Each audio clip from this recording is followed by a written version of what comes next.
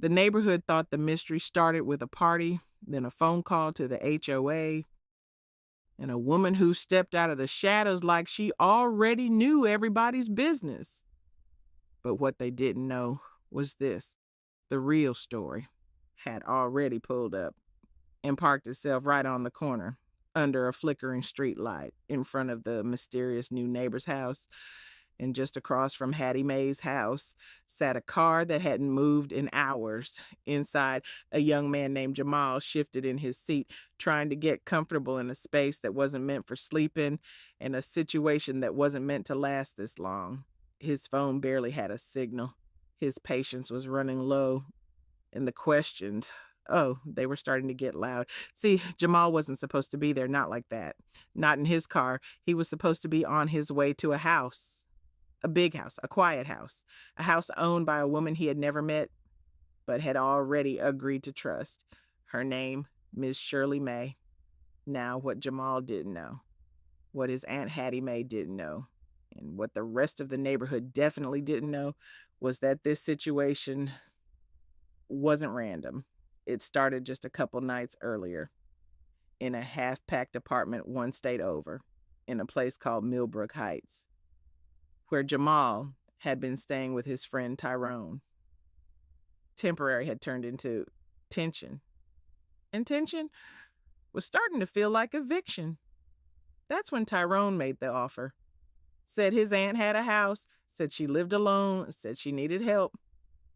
But what he didn't say was just as loud as what he did, because when Jamal asked the simple question, "What kind of help?" Tyrone answered too fast, too smooth, and when he said his aunt's name, he hesitated just for a second.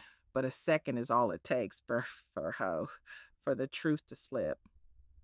Still, Jamal needed somewhere to go, so he packed his things and got in his car lined up and drove straight toward a situation he didn't understand.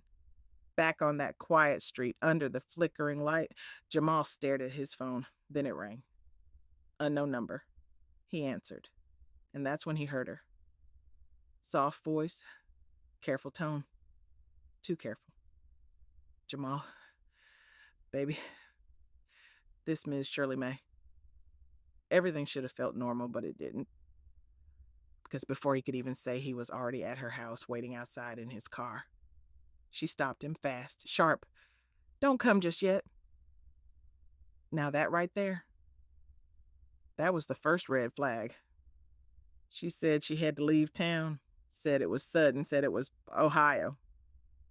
But she didn't explain why, didn't say when she'd be back, just made one thing clear: she was still expecting him. Only now, things would be handled differently.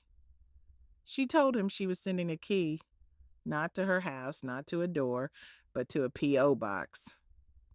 And inside that box, she said everything he needed would be there.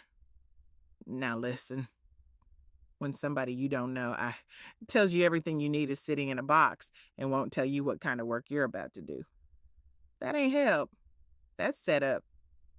Back across the street, behind a slightly parted curtain, Hattie Mae was watching, because Hattie Mae don't miss much.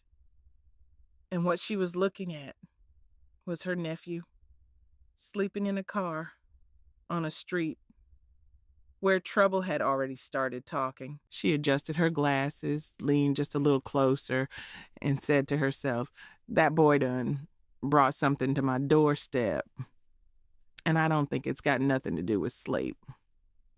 Back in the car, Jamal leaned his head against the seat, eyes open, mind racing, because deep down, past the exhaustion and past the uncertainty, he felt it, that something wasn't right, that this wasn't just bad timing, and that the woman who said she was going to take care of him might be the very reason he needed to watch his back.